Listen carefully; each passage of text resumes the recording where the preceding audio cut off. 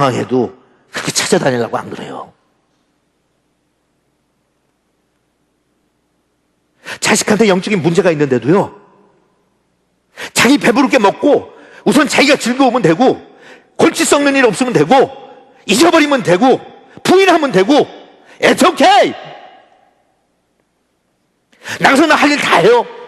나는 잘 먹고요, 잘 쉬고요, 잘 놀고요, 운동도 하고요, 취미생활도 하고요, 교회생활도 하고요. 진작 자기의 자녀들은 길을 잃고 방황하고 외로워하고 고통스러워하고 고민하고 친구가 없어서 자기의 말을 들어줄 수 있는 부모가 없어서 힘들어하는데도 불구하고 제대로 해주지 못하는 그런 사람들이 대부분 교인들 아니냐고요. 그게 우리가 아니냐고요. 권위의식은 내세울 줄 알고 아버지니까 아버지의 말 앞에 순종하라고 하고, 아버지가 밖에 나가서 너희들 벌어먹이라고 얼마나 고생하는데, 너희들은 부모의 말 안에 순종이나 해야지, 이런 식으로 그냥 다스리려고나 하고 지배하려고 하고 자기 권위나 내세우면서 진정한 입장에서 목자로서의 기능이나 구실이나 역할은 마비난 상태가 오래된 그런 가정들이 얼마나 많으냐고요. 하나님께서 그렇게 지적하시는 것 같지 않아요? 고민스럽지 않죠? 우린 고민도 하지 않는단 말이에요. 목자들이 어떻게 이렇게 할 수 있느냐?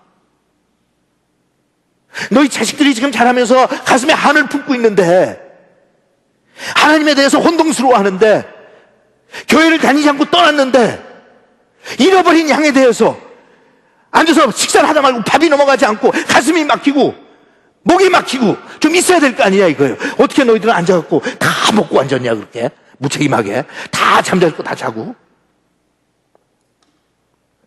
여러분, 우리가 무슨 죄책감에 빠져가지고 죄의식에 사로잡혀 살려는 거 아니에요.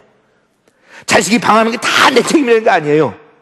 하지만 정말 목자라면, 정말 내 자식이라고 생각한다면, 정말 그것이 내가 하나님의 사랑이 내 안에 존재한다면 밥도 안 넘어가고 목도 막히고 좀 걱정스러워서 잠도 안 오고 그러한 일들이 있어야 될 거 아니냐고. 하나님께서 단식하시는 거 아니에요? 넌 어쩌면 그러냐? 어쩌면 그렇게 무관심하고 어쩌면 그렇게 무책임하냐? 그걸 떠나서 여러분, 이것도 우리가 무슨 전도를 하지 않고 이웃을 섬기지 않는데 거기에 대해서 가슴이 아프고 꼭 그렇게 무슨 죄책감 속에 있어요. guilt이 아니에요. guilt conscience가 아니에요. 그러나 하나님의 마음을 정말 하나님의 마음을 이해한다면 가끔가다 그냥 울컥하지 않아야 돼요? 불쌍해서? 어제 우리 교회 교인 중에 결혼식이 하나 있었는데 주례 끝나고 피로연에 갔어요. 피로연이 끝나고 좀 몸이 안 좋아서 제가 일찍 나오느라고 살짝 그냥 빠져나오는데 문 앞에서 어떤 분이 저를 보더니 눈을 동그랗게 뜨고 반가워하더라고요. 제가 처음 보는 분 같은데 또 어디서 만났는지 모르니까 과거에 조심해야죠. 또 너무 모른 척하면 섭섭해더라니까. 이렇게 봤는데 얼굴이 반갑게 오더니 안녕하세요 그러더니 목사님이라고 불러야 될지 형님이라고 불러야 될지 잘 모르겠네요 그러더라고요. 그래서 또 제가 이거 워싱턴에서 내 과거를 아는 사람이 하나 나타났구나 그랬어요. 그러더니 형님 한 30년 전에요 그러면서 이야기를 해요. 나그네 기억하세요? 나그네? 제가 대학교 다닐 때 대학교 친구들하고 이 축구를 같이 했는데 그때 나그네라고 하는 이름을 붙여서 했던 게 있어요. 그 얘기를 하면서 잘 기억나네요. 얼굴 보니까 얼굴이 약간 인상이 있어요. 설명을 해요. 1970년대 초반에 같이 할 때 제 친구들하고 같이 하는 그 밑에 있었던 후배 중에 하나였던 거예요. 반가워하면서 몇 년 만에 만난 거지? 그랬더니 한 20년 내가 그랬더니 아니 한 30년 넘었어요 형님. 기분 괜찮더라고요. 아주 멀쩡하게 멋지게 생긴 사람이 저한테 와갖고 같이 형님 그러니까 옛날 조폭 기분도 나고.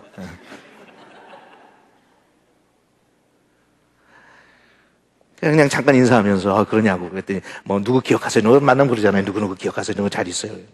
그 중에 친구 중에 한 명이 또 저희 교회에 나오고 있어요. 그래서 아무개 얘기하길래 아무개가 우리 교회 나오는데 넌 요새 교회 다니니? 그랬더니 아니요 교회는 안 다니는데 누나도 다니고 뭐 하는데 좀 종교에 대한 관심이 좀 요새 와서 생겼어요. 벌써 종교 이러면 그게 교회 안 다니는 사람이거든요. 종교에 대한 관심이 적어도 하나님에 대한 관심이 생겼든지 이렇게 하면 그동안 종교에 대한 관심이 좀 생겼다. 그래서 잠깐 이제 이야기를 하면서 만났는데 뭐 옛날에 그렇게 가까웠던 것도 아니에요. 근데 옛날 생각이 나면서 제 처지가 이렇게 생각이 나더라고요. 그때 같이 방황했던 같은 시대, 같은 세대에 같이 방황했는데 나는 이렇게 목사가 돼서 하나님의 은혜 받고 이렇게 행복하게 사는데 이 친구는 과연 어떻게 살까? 그래서 나오면서 제가 허그를 한번 해줬어요. 좀 그런 사람들이 있죠. 이렇게 보면 잃어버린 집 잃어버린 강아지나 이렇게 고양이처럼 이렇게 좀 불쌍해 보이는 사람들. 예?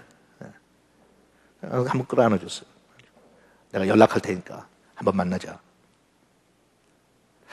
아무 소리 안 하고 그냥 제 아내랑 같이 차 타고 집에 돌아가기 위해서 차 타고 운전하는데 제가 그랬어요. 여보, 걔 오늘 좀 굉장히 불쌍해 보이지 않아? 그랬더니 제 아내도 그래요. 참 불쌍해 보이고 예수 믿을 때가 다 된 사람 같다고. 굉장히 불쌍해 보여요. 근데 겉모습으로 보면 불쌍해야 될 게 하나도 없어요. 불쌍해 보여요.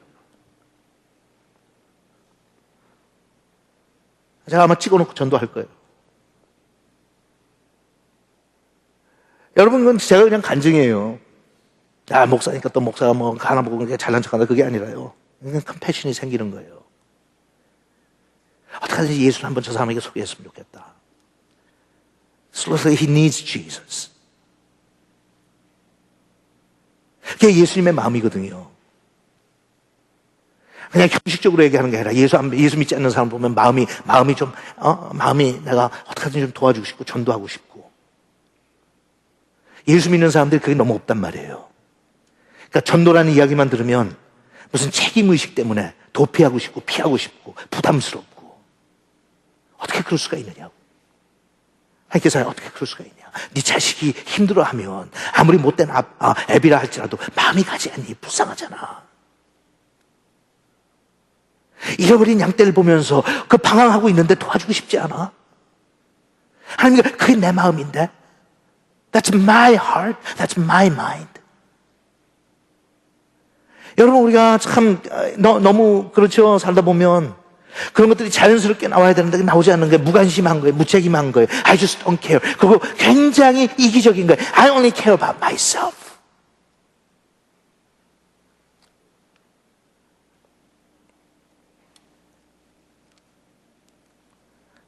못됐어요. 그래서 잃어버린 자를 찾지도 않고 오히려 그들을 거칠고 잔인하게 다루었다 그랬어요. 여러분, 우리가 무슨 제가 여러분들을 야단치려고 하는 소리가 아니라요. 저한테도 그런 것들을 종종 발견하고 참 우리 어떨 땐 거칠어요. 참 거칠어요. 어떨 땐 굉장히 잔인해요. 우리 한번 오늘 아침에 솔직해집시다. 어떨 때는 부부 사이에서 사랑한다고 그러면서 너무 잔인해. 행동하는 거 보면 너무 잔인하게 해. 너무 상대편의 아픈 약점을 쳐요. 예수를 믿으면 좀 관대해지고 좀 인자해지고 자비스러운 게 있어야 되는데 이상하게 평소에는 괜찮다가 조금 갈등이 있고 싸우려고 그러면 상대편의 약점을 그렇게 가서 찌르고 들어가죠. 잔인하죠. 최근에도 이 지역이 아니라 서부에 굉장히 지금 심각한 갈등과 문제가 있는 교회 들어가서 좀 내용을 듣고 알아보는데 같은 말을 해도 이렇게 잔인할까? 요새 인터넷 문화가 정말 우리 한국 사람들한테는 독이 된 것 같아요. 독이 된 것 같아요. 그렇게 거칠어질 수가 없어요. 사회가 거칠면 우리가 들어가서 그걸 부드럽게 해줘야 되는데 그러기는커녕 우리도 더 지독해지는 것 같아. 그 교회가 운영하는 사이트에 들어갔는데요. 예? 목사의 이름을 대고 아무개 목사 새끼야, XX야. 차라리 죽어라.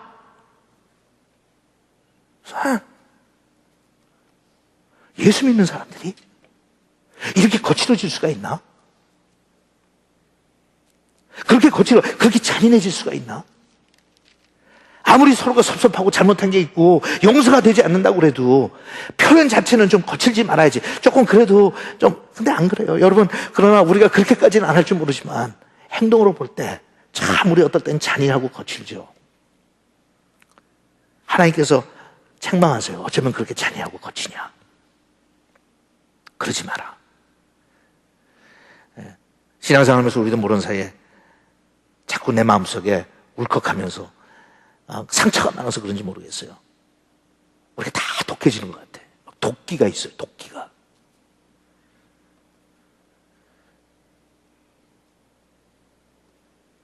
그러니 하나님께서 교회를 바라보면서 무슨 소망이 있으시겠어요? 가슴이 아프죠.